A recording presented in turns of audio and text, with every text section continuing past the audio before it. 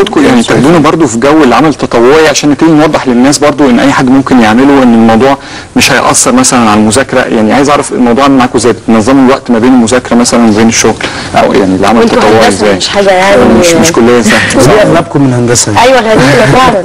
كل الشباب هنا اللي بيجوا لنا هندسه ما شاء الله عليهم، يعني مع ان هو تخصص صعب على فكره هيبقى محتاج مذاكره كتير وتركيز، وحتى الوقت اللي انت ممكن يعني طبعا انا مش بقول يعني انت مثل اعلى يعني تمام، بس انه يعني طب ما انا اروح اعمل يعني طب ما انا اروح اعمل تريننج، طب ما انا اروح اشتغل في الشركه علشان لما اتخرج ابقى بس ان ده تريننج كمان ان انت بس في حته ثانيه يعني فاهم يعني طبعا يعني ده تريننج ليك كبني ادم يعني انسانيا اصلا انت كده بتعمل لنفسك تريننج تبقى بني ادم احسن، بس انا قصدي يعني ما هي دي بدايتها. احنا عايزينكم انتوا اللي تقولوا للشباب يعني ايه اللي خلاني انا في وقتي الفاضي ده انا هعمل عمل تطوعي، لا مش يعني حاجه هعمل حاجه مش بس هتفيدني زي تريننج في شركه، لا ده انا هفيد ناس ثانيه. حتى تشري ان انا سالتكم كمان لو الموضوع بتاخدوا عليه مثلا كريدت في الجامعه حاجه، لا مفيش قلتوا لا ياسمين قالت يا ريت يا ريت. انا يعني هي برضه وجهه نظر. ياسمين قولي لنا احكي لنا التجربه نفسها عامله ازاي؟ الفكره العمل التطوعي اصلا دلوقتي عشان احنا بنجيب ناس بنعمل ننزل في الكليه يبقى في ناس بتشرح ناس الفكره ايه، فالواحد بياخد الخطوه ويجرب، هو مبقاش متخيل ايه اللي هيجي بعد كده. بس اول يعني دي 5 سنه جايه في عشان كبرت، اول ما الواحد بيجرب الفرق بيبان، بيبقى يعني احنا طول حياتنا بنفضل مكملين في طريقه معينه كده اللي هو الحاجات العاديه اللي بنروح الكليه بنذاكر مفيش حاجه ثانيه في دماغنا، لكن عشان كمان دي خلت الواحد يفكر في حاجات كتير بتساعده ان هو يبقى احسن.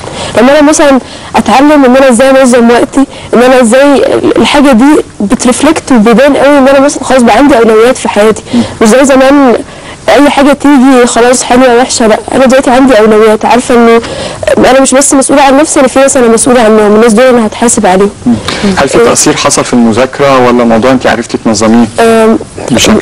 انا مش هقول لك حاجه، هي موضوع المذاكره وعشان كده بلدي انا فاصلاهم عن بعض، بس هي الفكره انه انا احسن نتيجه جبتها لما كنت في عشان كبرت، يعني انا قبل كده احسن نتيجه جبتها لما كنت في عشان كبرت، خلاص الواحد بيبقى عنده مسؤوليه، عارف ان هو لو حصل حاجه يبقى التاثير. انت لما تحسي انك مسؤوله عن او كمان عبد الرحمن افتكر اي حد فينا لما يحس ان هو مسؤول زي ما انت بتقولي عن سعاده حد تاني، ان انا هعمل له يعني هساعده في مدرسته او في تعليمه او في محو الاميه في منطقه بتاع، اكيد هو ده هيرفلكت زي ما انت بتقولي، هينعكس عليه ان هو يبقى مسؤول تجاه نفسه هو الاول في مذاكرته مع اهله مع اللي حواليه. يعني في حاجات اصلا في المذاكره احنا مثلا الحمد لله ان احنا في كليه كويسه وكل الكلام ده، بس احنا ما بنبقاش مقدر الحاجه دي. من ضمن المرات كنا يعني رايحين الناس تاخد شهاده محو، الواحد شافهم قد ايه حريصين على العلم ان هم عايزين يتعلموا، واحنا رايحين في الطريق خلاص رايحين يمتحنوا قاعدين بيحلوا حاجات، فالواحد حاسس ان هو ازاي مقصر كده وهو عنده نعمه بس مش حاسس بيها. يعني في ناس مثلا بتتمنى ان هي تعرف تعمل حاجات وربنا اوريدي مديله الفرصه دي، فهو الواحد بيبتدي يعني اوقات كتير الواحد خلاص ده الطبيعي ان هو بقى في كليه وات ايفر هندسه او اي حاجه ثانيه وهو خلاص كليه مش بقى في الروتين خلاص، بس بتحسي بالنعم اللي ربنا اداها لك بشكل وبتشوفي نفسك بتقيمي نفسك بشكل ثاني. طب عبد الرحمن انا كمان كنت عايز اقول ان احنا كمان علشان كده لازم منظمين نفسنا ان احنا مثلا وقت الامتحانات او كده قبلها باسبوعين بنبقى بنهدي الشغل، وقبلها على وقت الامتحان بنوقف خالص كده يعني، فاحنا بنحاول على قد ما نقدر ما نخليش علشان كده بلدي تاثر على بالعكس يعني حاجه كمان احنا عشان احنا بنشتغل في علشان كده عشان حد يبقى يتطوع في برنامج زي مثلا محو الاميه، هو بيبقى محتاج ياخد تريننج في الحاجه دي. مثلا حد عايز يبقى في مشاريع الصغيره هو محتاج ياخد تريننج في الماركتنج، فده بالاضافه ان هو انت تطوعي انت هتاخد تريننج في حاجه هتفيدك يعني. طب عبد الرحمن ايه اكتر حاجه قابلتوها كانت صعبه في ان انتوا مثلا تعملوا مشروعات جديده او تطوروا المدرسه دي؟ ايه يعني ايه الحاجات في ناس بتخاف من يعني في ناس بتقول لك الناس مش هتتقبل. دي اول حاجه عايز اسالكم عليها، يعني انتوا داخلين على منطقه عزبه ابو قرن وقابلتوا اول عيله وقلت لهم احنا عايزين الام والاب لو انتوا مش متعلمين في برنامج محو الاميه واطفالكم عايزين نعمل لهم نشء وتنميه نشء، مفيش عيله جت قالت لكم هو في الاول بس احنا بندخل بتدريج، بس احنا دلوقتي حاليا الناس عشان بقالنا كذا سنه يعني الناس عرفتكم في المنطقه، فالناس عرفتنا جدا وبقوا بيساعدونا بشكل. الاول احكي لي كان من الاول كان صعب؟ هو من الاول اكيد طبعا كان صعب، بس بالتدريج بقى وكده بنفهمهم بقى واحده واحده ان احنا عايزين نساعدهم وكده، وهم بقى بيحسوا بده، يعني هم بيحسوا بده ان احنا فعلا عايزين نساعدهم. طب انتوا بقالكم قد ايه في الموضوع؟ دي السنه السادسه لا يعني دي سنه سته هم لا انتوا كياسمين وعبد الرحمن داخلين في لا انا بقالي 5 سنين. 5 سنين. طب انتوا يعني انتوا خلاص اول سنه دي. اول سنه. طب انتوا بعد ده سؤال برضه في دماغي، بعد ما تخلصوا يعني خلاص انتوا ناقص لكم قد ايه مثلا في الجامعه؟ سنة وعبد الرحمن اصلا سنتين.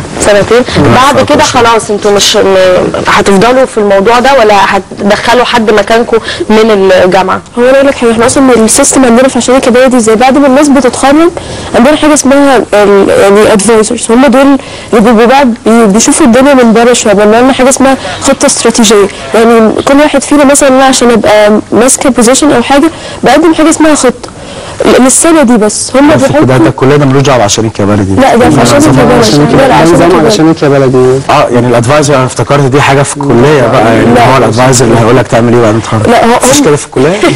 لا طيب.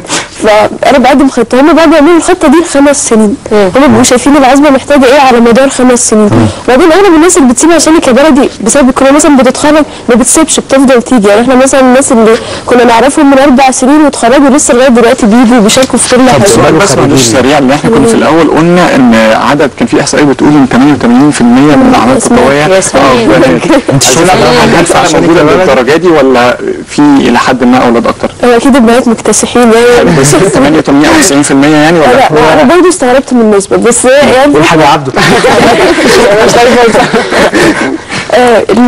لا البنات والولاد عندنا قد بعض تقريبا بس البنات بيشتغلوا اكتر. ايوه بس كعادة